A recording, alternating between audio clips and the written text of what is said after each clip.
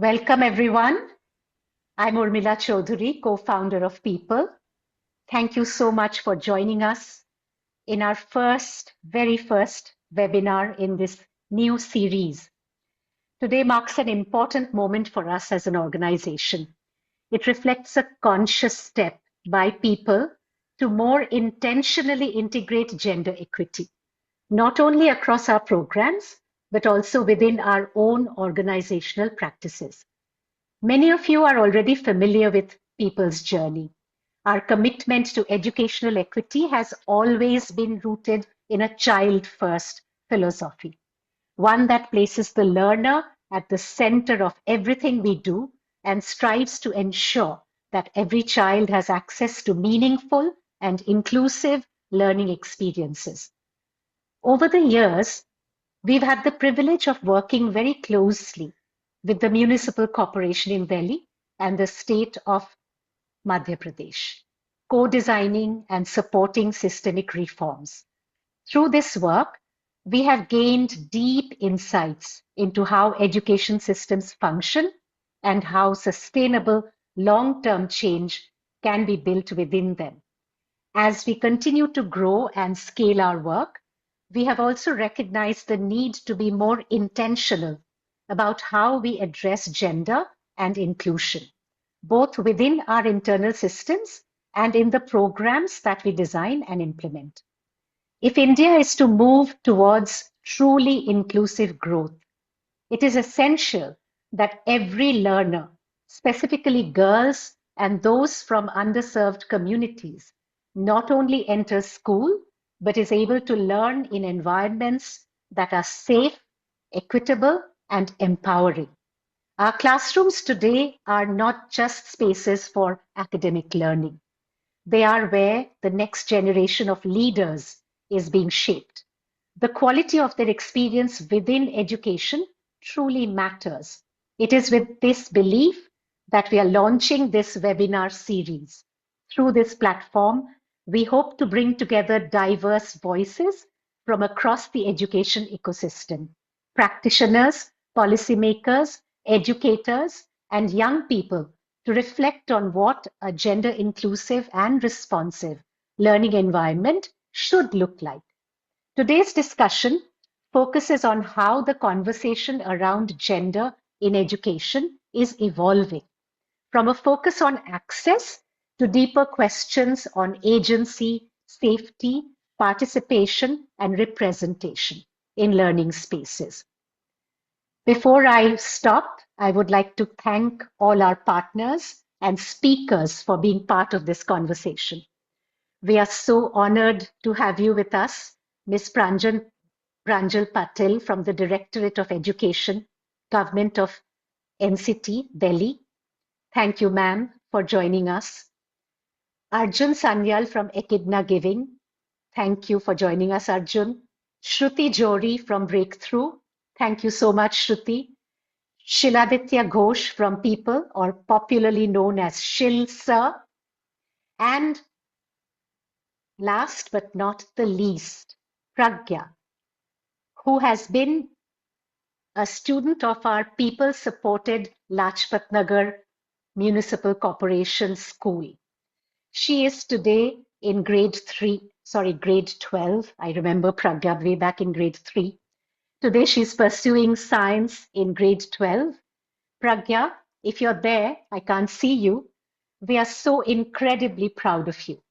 And voices like yours remind us why this work matters.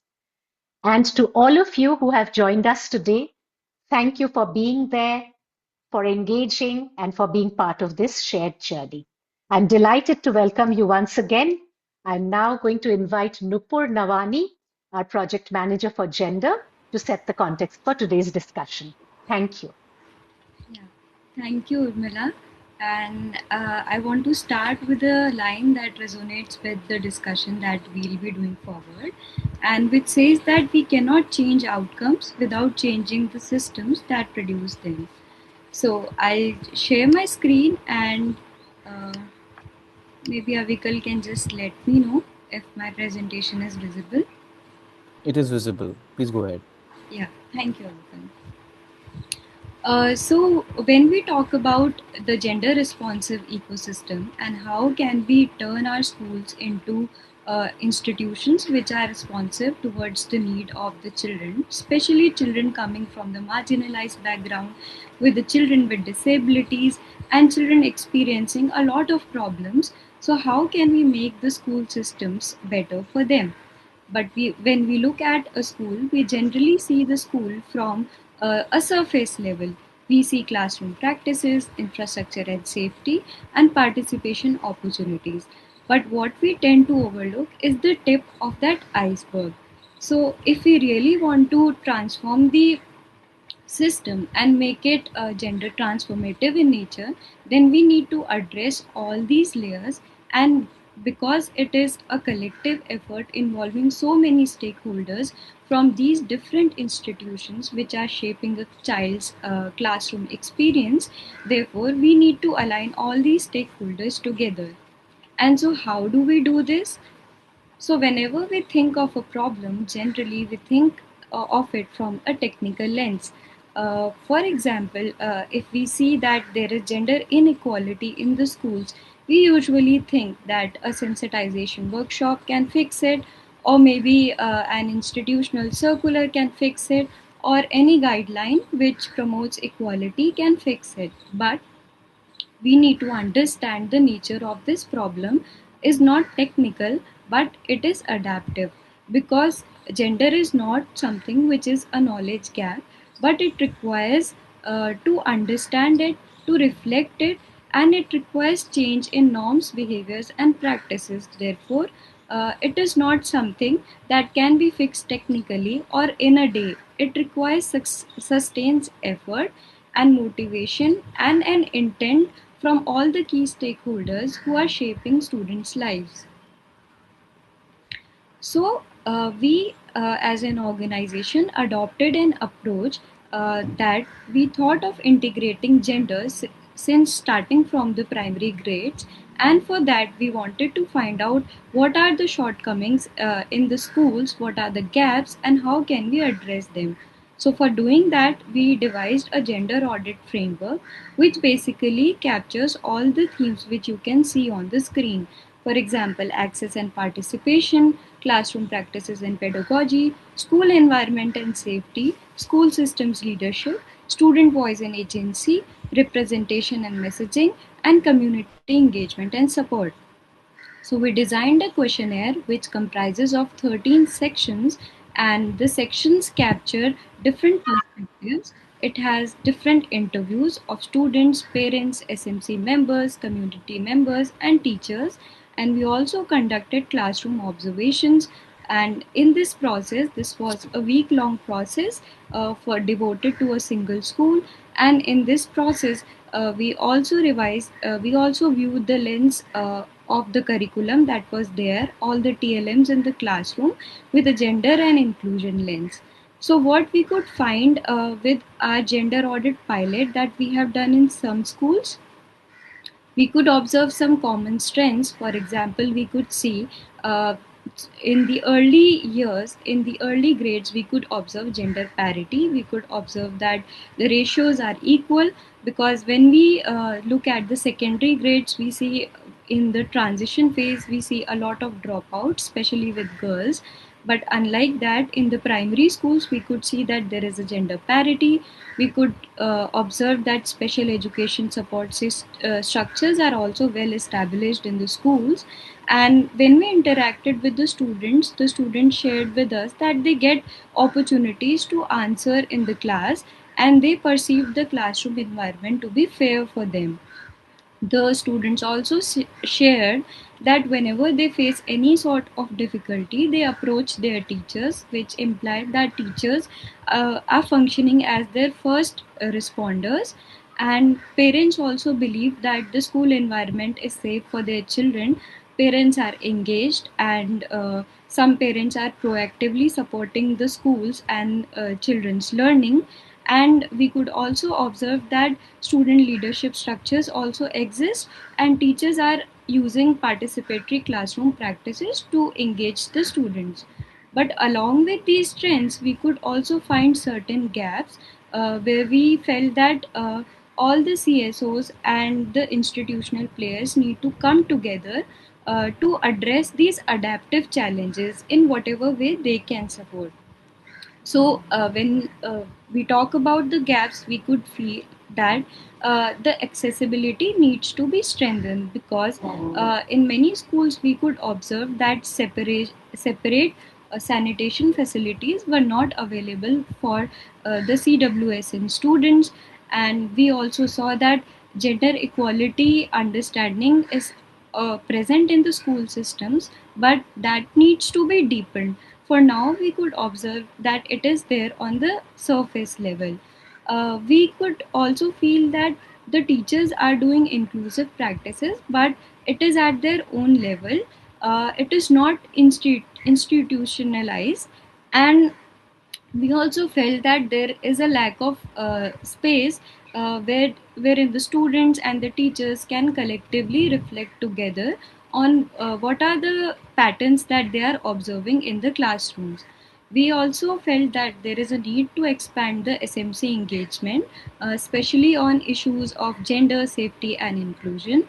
And we could feel that these days some behavior of the students which is being normalized needs to be changed, and a more respectful culture and positive behavior among students needs to be motivated. And we could also see that there were many students who were facing a lot of psychosocial problems at their homes. And when we interacted with the counselors in the schools, they told us that the girls and boys in the primary grades are very hesitant to share their feelings, and therefore many of the students take almost 5 to 6 counseling sessions to even open up about what the problems they are facing. So for that, we need to do a lot on their psychosocial well-being and social emotional learning. And whatever child friendly reporting mechanisms are there, they need to be strengthened, and awareness needs to be created around that to the students. And the classroom, we could observe that teachers are using wonderful TLMs in the schools, but those TLMs are also not showcasing diversity in the terms of gender diverse individuals, students coming from the tribal communities, the marginalized communities. What we could see in those TLMs was the global view, and therefore we felt that they need to be contextualized. And especially CWSN students representation also needed to be highlighted in those TLMs. Then we felt that certain data is being collected in the schools, but we require regular gender disaggregated data collection from the schools, so that we can derive understandings from that and track the pattern of gender participation in the schools. So, with this, I end my presentation. However, this is not the ending, this is the beginning of the discussion and the important change that we all are playing a role in. And now I am delighted to invite Ritika, who will be leading our panel discussion and bringing in diverse perspectives on this topic. So, over to you, Ritika. Thank you, Nuvo. Thank you for setting the context, and good evening, everyone, for joining us today evening. As Urmila noted, and so did Nupur, while India has made progress in improving access to education, the challenge still remains. To ensure there's agency, there is participation, there's safety and representation in the entire education ecosystem and not just in schools. This requires a whole of community approach, while policy, funding, and community actions working together. Today's discussion, we will focus on a practical challenges and the small but impactful shifts that can drive meaningful change in everyday school experience. So for that, we are joined by our distinguished guest today, Ms. Pranjal Patil from Directorate of Education, who will bring in her policy perspective, Mr. Arjun Sanyal, who will bring in a donor perspective, and Ms. Shruti Jory from Breakthrough, a civil society perspective. Thank you for joining today. And we look forward to this more impactful conversation with all three of you with the diverse perspective that we're going to talk about. To set the stage, I think we will start by understanding from each one of you where you see the biggest and I will say persistent gaps today. To you, Ms. Patil, I think I'll start with you. From a policy perspective, where do you see the biggest disconnect between gender equitable policies and what actually happens in school is there? So maybe we can hear from you. Thank you, ma'am. Yeah, thank you so much, Ritika. Um, I think most of the things, like, because we all are working on the ground level in various capacities, and we know that the intention of the policies are very well in place in terms of, giving equal education and equal opportunity to boys and girls, and still we know that the gap persists. And I so parallelly, there is one conclave going on that is vocational skill education related, and so that thing is coming to my mind the very first. So even though there is intentionality about the gender equality in terms of education and opportunities, but we know that the so many different barriers exist. So for example, uh, so now the skill education is gaining more and more importance, but the number of girls as compared to number of boys are relatively lesser in terms of skill education, because uh, like going out to work or doing internships, and the parents not being very comfortable with the security of girls, and so many news come in, especially in a city like Delhi. So that, like, one immediate gap coming to my mind. And then the next is the representation of girls in higher education is certainly lesser than the boys, and especially like girls education in general, it is on rise in terms of degree. But when we see the wherever there is investment from money side, so the preference is still given to boys, and these are the social, familial, parental things. But so as a government, we know that we are a part of this society, and these gaps exist no matter what we think. So I think there is a need of unconventional thinking, like accepting that these gaps are there, and just creating and building schools and classrooms, and giving a uniform and textbooks, like that's not certainly enough for girl children. That's what that has been the experience. So there has to be some kind of incentive, and taking this ownership and responsibility that teaching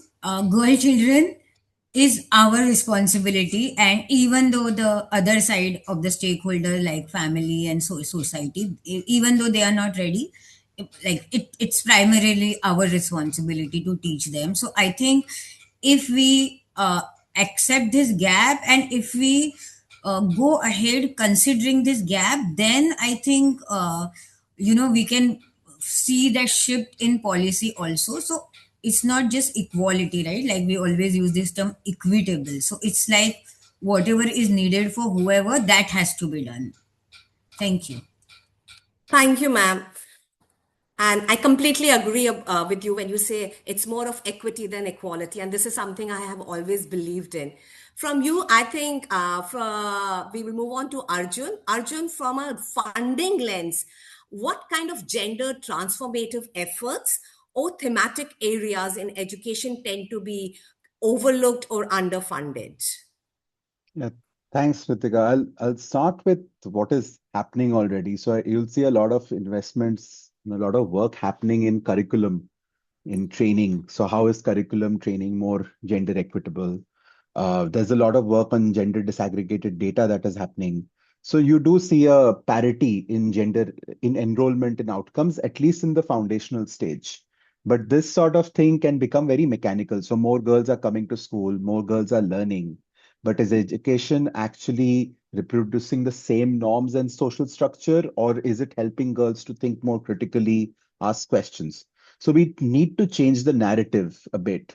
And for that, there are three areas where I think that more investment is required. One is investing early, in the early years and the foundational stage when children form their understanding of gender. Two is understanding the underlying factors, structures, and systems that perpetuate gender norms. And the third is role of communities and families, because what is happening in school is one part, but there's a larger ecosystem out there where children are learning from their environment. There's one small nuance I'll also point out, as I think India is a very multilingual country, so we also need to understand the role of language in India. Specifically, I'll give an example. In Hindi, if I say pilot plane, then you fill in the sentence with a verb. You won't say chalati hai ya udati hai. It's that sort of a thing that we also need to question and think of how language plays a role in our society, how movies play a role in our society and perpetuate certain norms. Thank you, Arjun. And I completely agree with you. With a country as diverse as ours, we need to have that lens where we do not think of one person, but we think the different needs, and which can be not only gender specific, but the language, the cultures, the ability, anything that we think about. So thank you for bringing that perspective. So talking about the communities, I think we'll move on to Shruti now. And Shruti, Breakthrough has been working very closely with the communities and schools together. What are some everyday barriers that girls face that are often underestimated in formal discussions? And this is one gap that has been persistent. So maybe that is what you can kind of highlight on. Thank you. Thanks, Ritika. First of all, thank you, Ms. Patil, for your valuable perspective on gender equitable policies. Yes, India does not lack policy intent. We have the NEP 2020, the Gender Inclusion Fund, multiple mass reach schemes, including the scholarships at state level and national level. So the intent is very much in place. Let's start with something very simple learned together. A school is gender inclusive when, along with girls, all students, irrespective of their gender identities, diverse abilities, language, social status, feel safe, seen, and heard. But there are several barriers right now, as Ritika just shared, and Arjun and Miss Singh also just shared. So let's try to, look at some of these gaps, these barriers which are there in the form of the gaps. I think the first is the policy practice gap. Policies say safe schools, but do girls feel safe walking to school? Do they report harassment? Do they speak up? And I really value Ms. Patil's perspective here, because from inside the government, you see where policies struggle to translate into practice, but what really helps bridge that last mile. I think the second is the norm gap. We may still be designing systems around the gender stereotypes. Daughters are indeed encouraged to study, but not always lead. Sons are encouraged to succeed, to win, but not always care. So how do we really bring all these together to close this gap? I think the third is the system integration gap. We have some very strong work happening. For instance, breakthrough on norms and pedagogy, what Arjun also mentioned, people on teacher systems, and many others. As part of our coalition, we see that they're working on the community engagement, skill training, but all this learning is still very fragmented. Probably that is the reason why the India Coalition for Education for Gender Equality exists, because of this gap. Because unless we bring all these together into shared tools, shared language, shared indicators, it will never travel into the system. And finally, the youth gap, because young people and adolescents are present, but not always shaping decisions. So we have inclusion in intention, but we need inclusion in experience and power. And then there's the resistance to change. The classic, a lot of questions came around resistance. It could be ideological, where one might say gender equality is against our culture. It could be institutional, that how do we measure it? There are no gender indicators in our monitoring systems. Or operational, where the teacher might say that I really don't have time for this today. Or psychological, how do I challenge such deeply personal beliefs? And then there's the political as well, how that there should not be any controversy or backlash from it.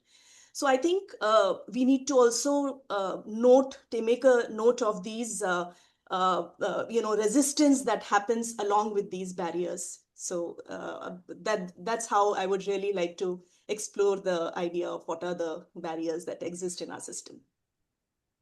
Thank you, Shruti. And I think you've highlighted that how layered this entire the gaps that we talk about and interconnected with each other. So thank you for highlighting that.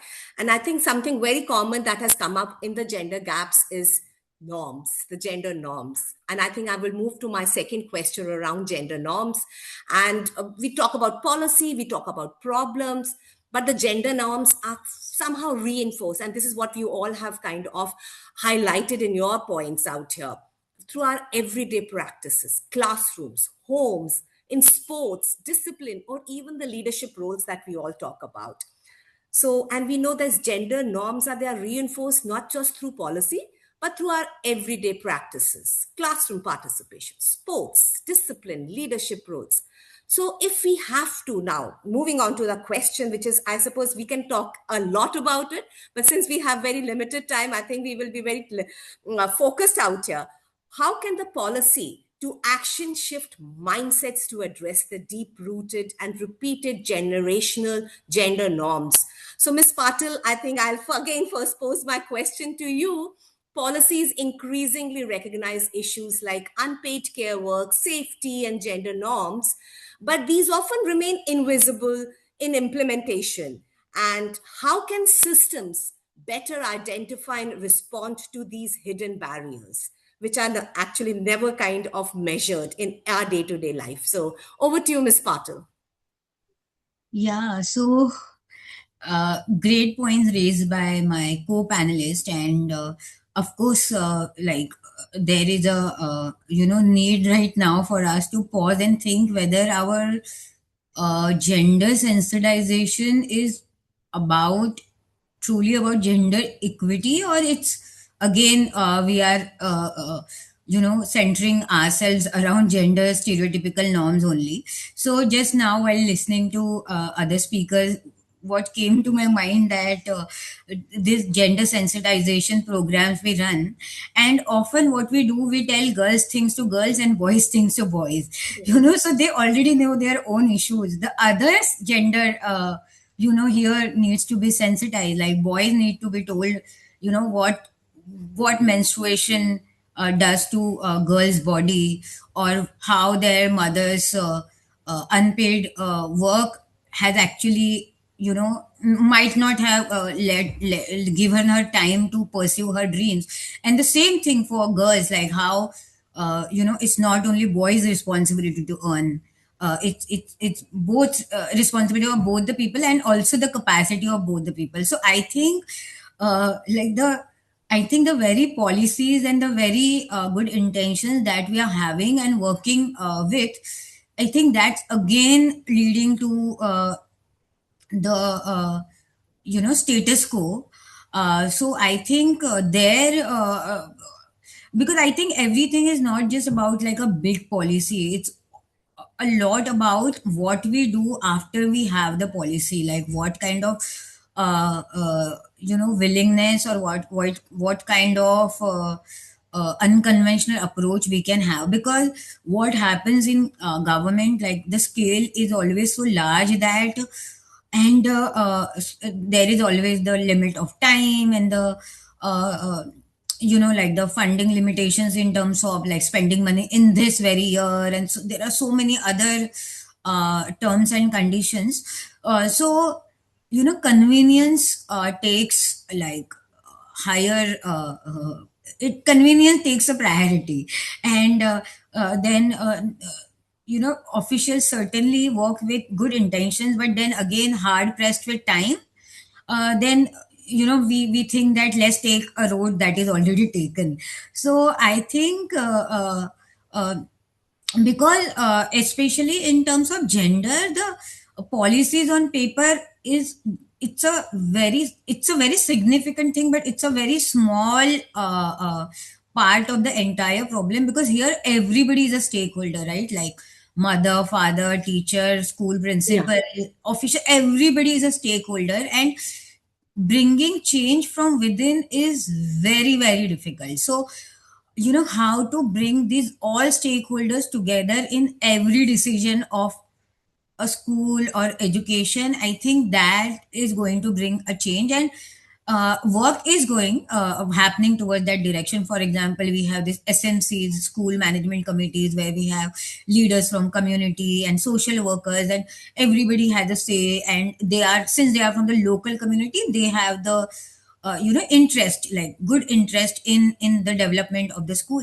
So things are going on, like the progress is happening in right direction, but I think the speed has to be really like escalated, and we have to check again and again whether our intentions and actions are matching or not. Thank you for that. And I think you touched on a very important topic, that when we work towards kind of working for anything for girls, we just work in silos. Girls' work is being done in the girls, or women's empowerment work is being done for women, and we are excluding men in our conversation. So it's a very important topic. And I suppose for talking about menstruation in schools, I suppose I'll talk to you separately on that, because this is something we really need to talk about. So, Arjun, over to you. I would like to understand shifting gender norms, and we all understand it, and which Ms. Patil has also brought in, is very complex and a very long term thing. How do you think can funding approaches better support these less visible, harder to measure changes, especially within classrooms and the communities? Yeah, great. I think I'm thinking of 3 points that come to my mind. One is to do with the restrictive nature of funding sometimes. So you'll see even funders these days have a lot of restrictions, and I wonder how helpful that is. So one of the things that is very clear is for gender norm, any norm change, we need more longer term flexible funding with lesser restrictions, lesser reporting requirements, which is becoming quite tedious in the sector these days. I can see people smiling. So this point clearly resonates. The second, I think, if it is harder to measure, if it is more complex, norm change is difficult, right? So measurement will be difficult too. So measurement and evidence can come from different ways. It need not be only a RCT. There are lots of good mixed methods, methodologies. Uh, Measurement needs to be creative. It needs to be contextually relevant. It needs to be culturally appropriate in the case of India as well. So we need to think of this in various ways. And I have a third point, which I think Shruti mentioned, power. So that prompted me to think about this a little, that we need to challenge this power dynamic between funders and nonprofits. So at Echidna, we question this a lot within ourselves, that how are we behaving with our nonprofit partners? And we hope that a positive, non-hierarchical, equitable dynamic between funders and nonprofits percolates through to classrooms and communities. So that's, I think, power is one of the main things I would highlight. Thank you, Arjun. And from the norm change, the funding perspective to the community and norms. So, Shruti, to you, we know that family expectations, this is something that you have always dealt with, I know, and social norm, they shape girls and their mindsets and participation, everything that we talk about. So, what have you seen actually work in shifting the mindsets at the household and the community level? This will be something very important for all of us to know, because you cannot have schools and the communities working separately. So, we have to have some kind of a confluence somewhere. So, over to you for that. Thanks, Ritika. I think that's a very important question. So, just very quickly, few learnings from Breakthrough and our work at the coalition. So at Breakthrough, there are programs such as Tarun Ki Toli in Haryana, Chandan Rishma in Punjab, Barnali in Odisha that have shown attitudinal shifts that are supportive of gender equality. So the self-reported behavior as part of Taro Ki Toli, particularly among boys, became more aligned with progressive gender norms sustained even today after the intervention has ended. So, and Jepal has been a part of our learning evaluation team. So that is probably one part which has come out. And then there are these scores of learnings from our partners. There is the Udan Tarang Empower Ed from Center for Catalyzing Change. There is the RISE curriculum from Girl Rising. There's the Gender Equity Movement, GEMS for Boys from ICRW. There's the Girl Boss programs from Launch Girls. Girls Club sports-based social emotional learning from Magic Bus, Girl Icon from Milan. There's some fantastic work out there. Swatalim with its Saheli Ki Udan, Samarthya with its SMC capacity building, Room to Read with its girl education program, Pratham with its second chance and teaching at right level, Ugam with its Sashakti fellowship. I mean, there is no dearth of these examples, and people right now with working on gender focused initiatives across its exemplar schools. Lend a Hand India coming up with its gender equitable school to work transition and skill education, and of course UN Girls Education Initiative and UNICEF with its global GTE networks and learnings. There are many more such examples which have shown shifts such as enhanced gender responsive parenting. Uh, it has shown increased support for girls' education. It has shown an improved rate of school completion. It has shown re-enrollment of out-of-school girls. It has shown enhanced agency and confidence, improved STEM uptake, which I think a while ago was mentioned.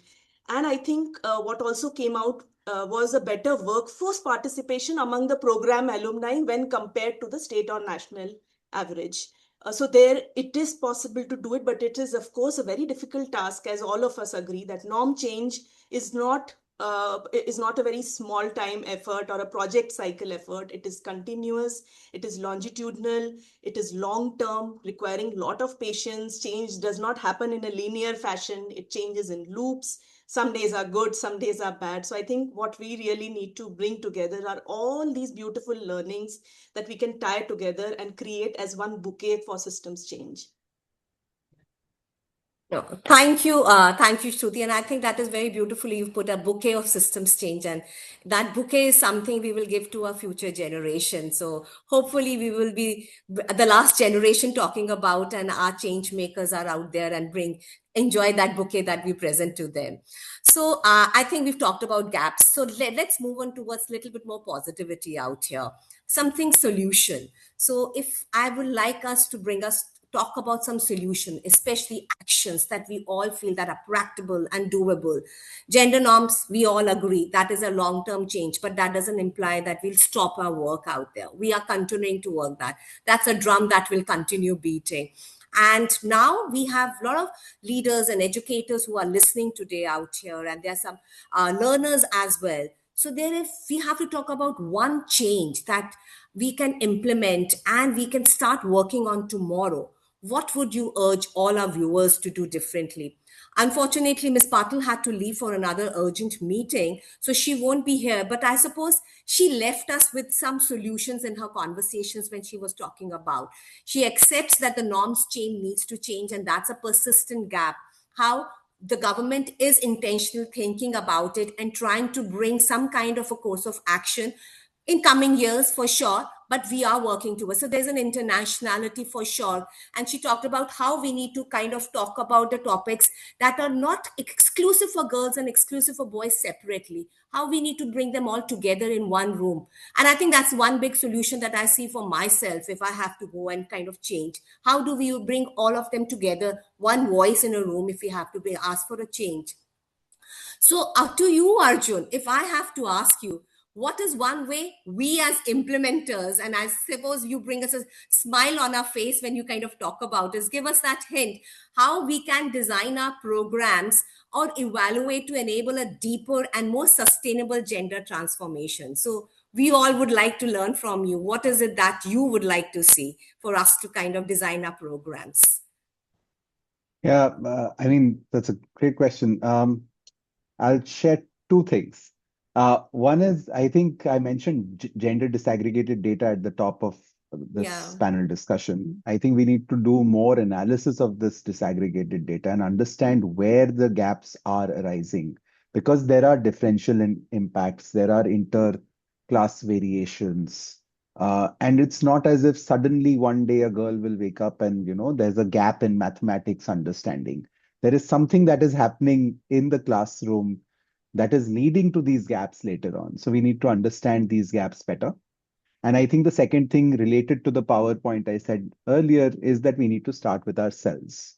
As funders, as nonprofits, we need to improve our own understanding of gender, and start with ourselves and have more conversations about hierarchy, power, leadership, organizational culture. And in this respect, Nupur showed this gender audit. And what we have done at Echidna is we've sort of learned from our partners, like yourselves, Breakthrough, and thanks, Shruti, for mentioning so many of our partners. You did my job actually today. So, so I think what we learned from them, we have sort of collated into something what we call the gender diagnostic toolkit that can be sort of a conversation starter for education organizations who want to integrate gender. I'll share the link to the toolkit in the chat for others. Thank you. Thank you, Arjun. And moving very quickly to Shruti out here. Now, what is that one practical approach that schools and communities can adopt together to create a more gender responsive environment? I think it's about making it personal. That's the one practical approach. Because then it is only truly then that we move from theory to practice. So if I'm a teacher, do I notice who speaks, invite who is silent? Do I put the quieter child on the spot with my straight questioning, or am I able to surface alternate creative means of expression from all students? I think that one act can shift their confidence. Rotate roles. She also leads sports. He also takes up daily chore based activities and tasks. They all stand for student council elections. I think this is simply but deeply disruptive. Make norms visible. Instead of telling the students don't discriminate, we ask the students to reflect with calmness. Why are your sisters expected to help at home more than you? Did you help your mother last night? Wrap up after dinner. And here is where I would like to bring Arjun's experience also, past experience, because the work in caregiving is so critical. Because what happens at home is what happens in school. So if a girl is doing 3 hours of unpaid work daily, no classroom intervention can really, fix that. If I'm a school teacher, do I look at who is leading, who is visible, who is missing? Do I create participatory parental engagement during PTMs and SMC meetings to really reflect on our gender responsive parenting attitudes? And this is where people's work also connects very strongly to strengthen schools, school leaders, teachers to actually hold these conversations and shift these practices daily. If I'm a parent, if I'm a father, do I really think about, does my daughter have the same freedom to pursue as my son? If I'm part of the system, do I move beyond policy announcements and try to find whether it is being felt by the students? If I'm a student, do I speak up? Do I support my partner? Do I challenge stereotypes? And if I step back and summarize what we've learned at the coalition is that change does not really come from just one partner. It comes when teachers, families, systems, communities all shift together. And I think agency is not given by the policy alone. It is built by you, me, every day, by all of us. So, thank you, everyone. Thank you, Arjun. Thank you, Shruti, and Miss Patil is not here. I want to express my gratitude to her as well.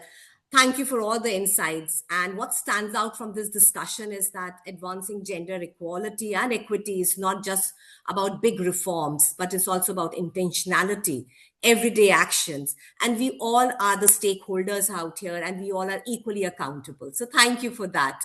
And with that, I suppose I'll bring this conversation to a conclusion. And I pass the floor to my colleague Shiladitya Ghosh to initiate a conversation with Pragya, an alumna of the people-supported MCD Primary School, Lachit Nagar, to discuss how gender and education norms have evolved over generations. Thank you. Yeah, thank you, Ritika. I hope I'm audible. Yes, thanks. Yeah, go ahead. And hello, Pragya. I think it's kind of going back to school. I used to be a teacher, and I used to interact with so many young people, and it was very exciting. So, Pragya, just to begin the conversation, I just thought that how do you see yourself in this entire conversation around uh, how do you see your own future, and how do you see how has been your past, and how do you see your future in this kind of a situation where gender equity is a challenge? Kuch thoughts on that? Hi everyone. So basically, from the very starting, I have very supportive environment. So I personally never felt discrimination or left out. But yeah, being part of this conversation make me feel more like challenging और like मतलब जो भी चल रहा है मैं बहुत ज़्यादा अच्छे से समझ पा रही हूँ और मैं चैलेंजेस जो आ रहे हैं और जो फ्यूचर में आएंगे उनके बारे में भी समझ पा रही हूँ कि क्या क्या है लाइक सोसाइटी का एक रियलिटी चेक काइंड ऑफ मेरे को मिल रहा है और I am very like learning it कि क्या क्या एजुकेशन सिस्टम में भी चल रहा है Okay. What is the career that you are thinking of pursuing? Well neurosurgeon Okay. And that's pretty challenging, isn't it? In terms of the academic that is required for doing that, the पढ़ाई जो चाहिए इसके लिए।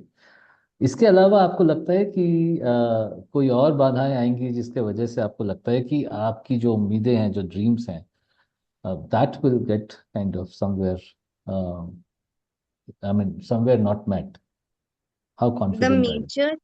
the major challenge I think is time management since it required at least 12 years apart from the MBBS.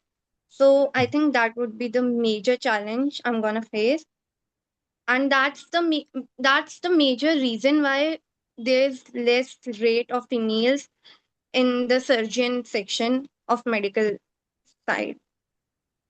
Yeah, right. Oh, that's a really important information that you have shared. The number of surgeons in the country are less. I mean, women surgeons are less in the country than and that probably indicates that how are we actually building that aspiration around all kinds of professions that all students can pursue, not just boys, but also girls can pursue, you know.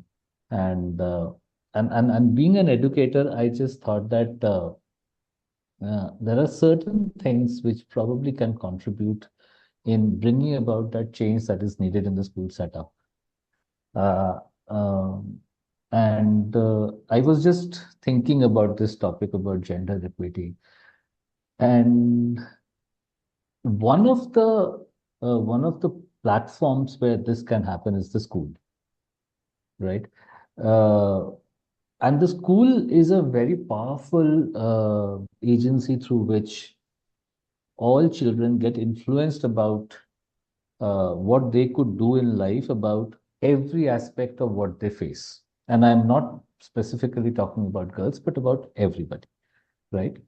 And the kind of scenario, the atmosphere that you can create inside the school, even though it could be contrasting to the kind of society that is outside, it still can instill some kind of a belief system, some kind of a ability to think independently about what is it that we can. So if Pragya could think about becoming a neurosurgeon, then something must have happened within the school system for her to aspire to become, you know. So there are three things particularly I felt that that could happen in a school, is that, building aspirations for the future. Everybody, they can aspire to be someone, and that conversation कि आप क्या बनना चाहते हैं, because uh, if you are constantly being told that you cannot do something versus being told that you can do something. What are your dreams? What do you really see happening around you, and you want to achieve that? And school leaders, teachers can actually get into that conversation about with every student in the school कि मैं ये बनना चाहती हूँ, मैं ये बनना चाहता हूँ, right?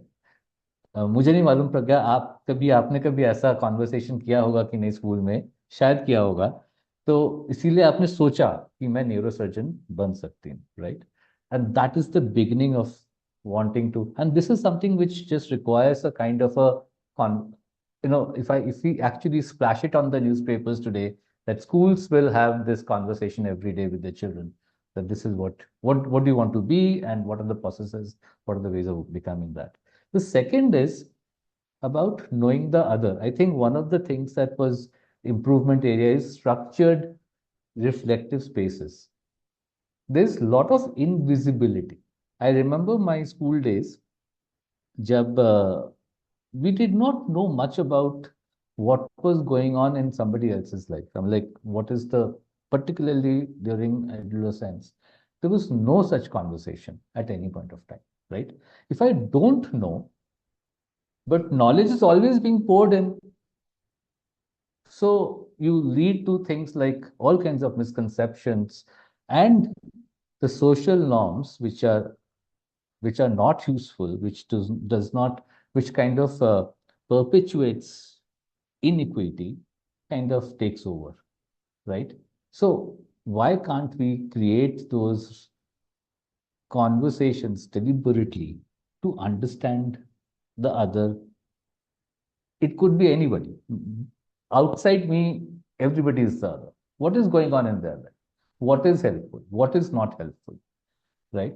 और मुझे मालूम है कि हम जब मध्य प्रदेश में स्कूलों में काम कर रहे थे, हमने एक सर्कल टाइम का एक प्लेटफॉर्म बनाया था, जहां पे teachers way asking this particular question that Shruti mention कि घर पे कौन काम करता है, खाना बनाता है कौन, है ना?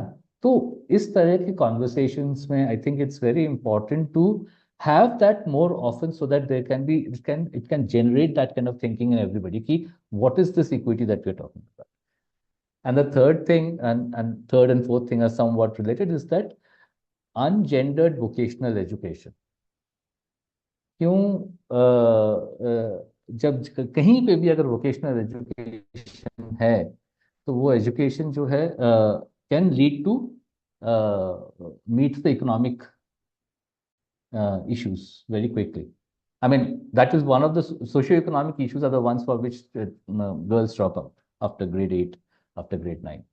So vocational education is something which is important. So Pragya, आपको क्या लगता है कि आपके स्कूल सिचुएशन में क्या ऐसा होना चाहिए जिसके वजह से ये सारी चीजें जो अभी मैंने बताया हो सकता है, can get better?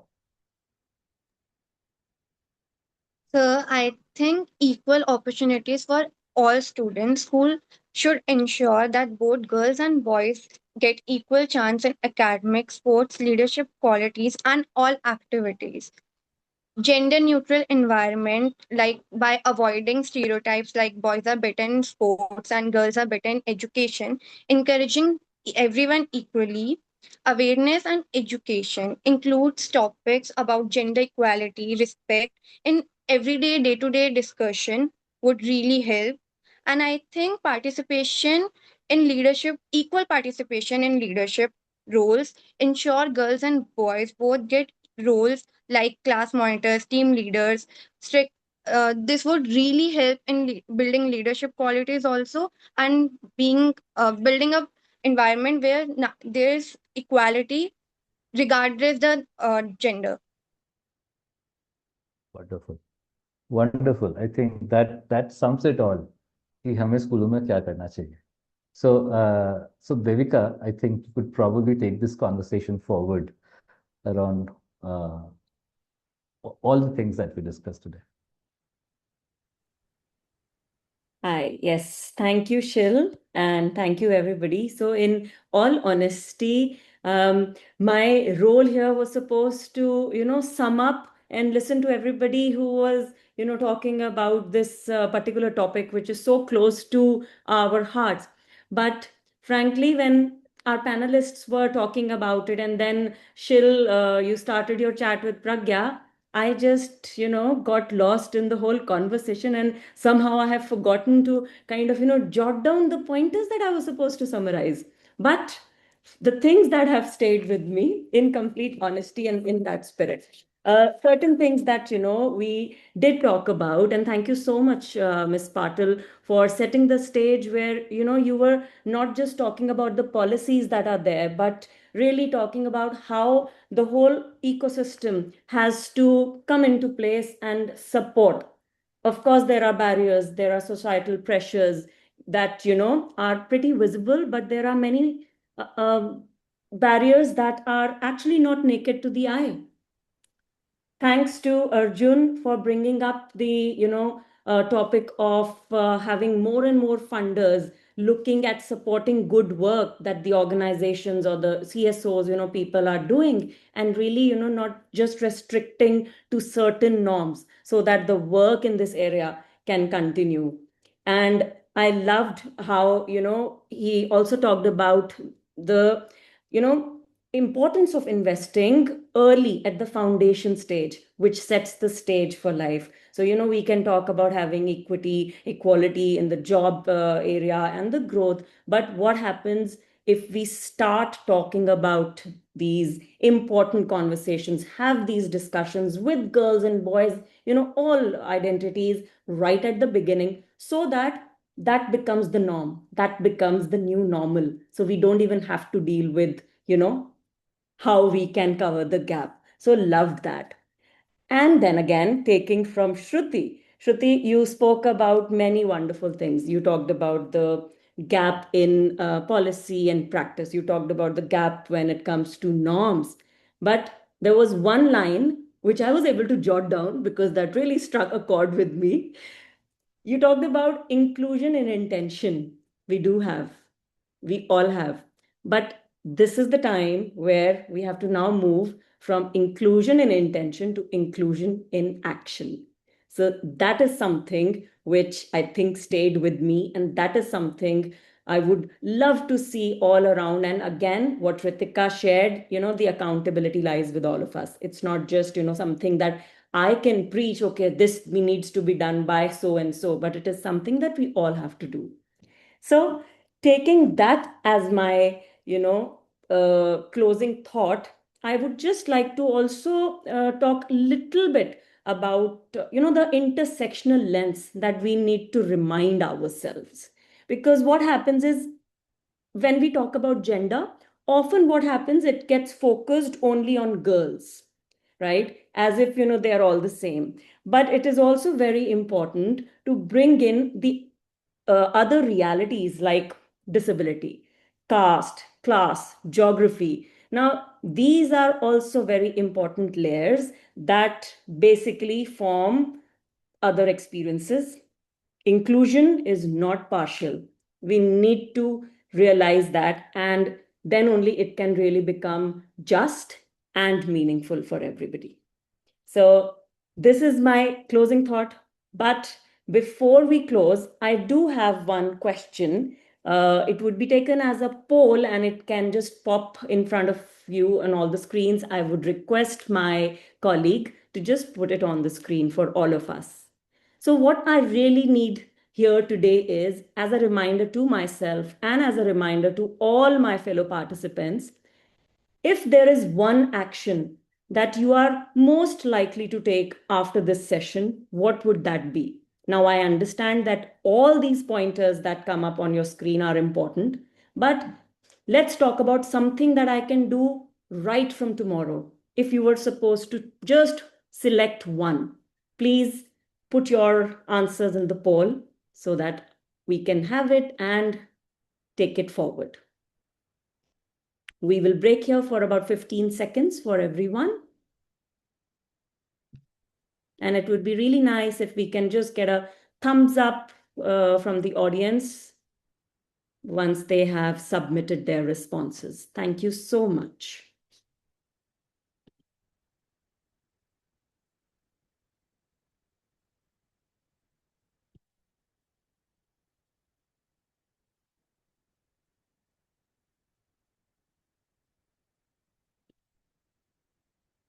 And there is another very important thing that I would like to mention here. I also want to thank Pragya.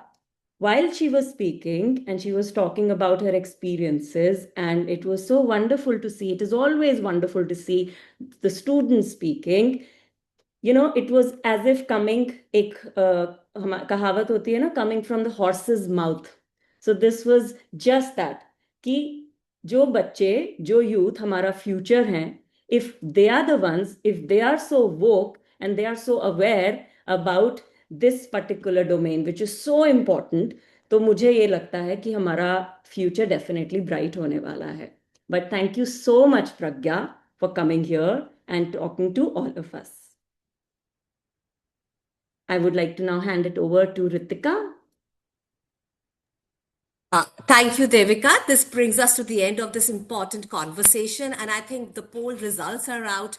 46% says that we'll start conversation on gender with colleagues and students. And this is something we all talked about it. And I think Shruti dwelled on that. I think Ms. Patil talked about it. Arjun talked about it. And I suppose it came out in fact, Sheil talked about it, how we need to set aside some time in school where we need to have some discussion or conversations on gender with colleagues and students, where it doesn't become a taboo topic, but it's a difficult conversation, no doubt about it. But we all need to make a start or a beginning somewhere.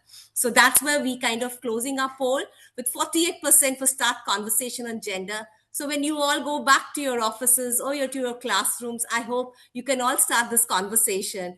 And we will continue with this conversation series of webinar. And we would like to hear from all of you. What is it that you would like us to talk about? This is one of many. And we would like you to be our participants, our partners in this journey that we have started now. So we bring this week ending with this conversation, and we really do hope you become our partners for long. So thank you everybody for your time this evening. Thank you. Thank you. Thank you. Thank you so much. Thank you. And thank you, Thank you. Ritika and Nupur, for planning the whole thing and making sure that it all goes effortlessly. Thank you. Thank you so much for having me here and for this wonderful opportunity to hear such wonderful things. Thank you. Thank you. Great webinar, learned a lot. Thank you so much for organizing this.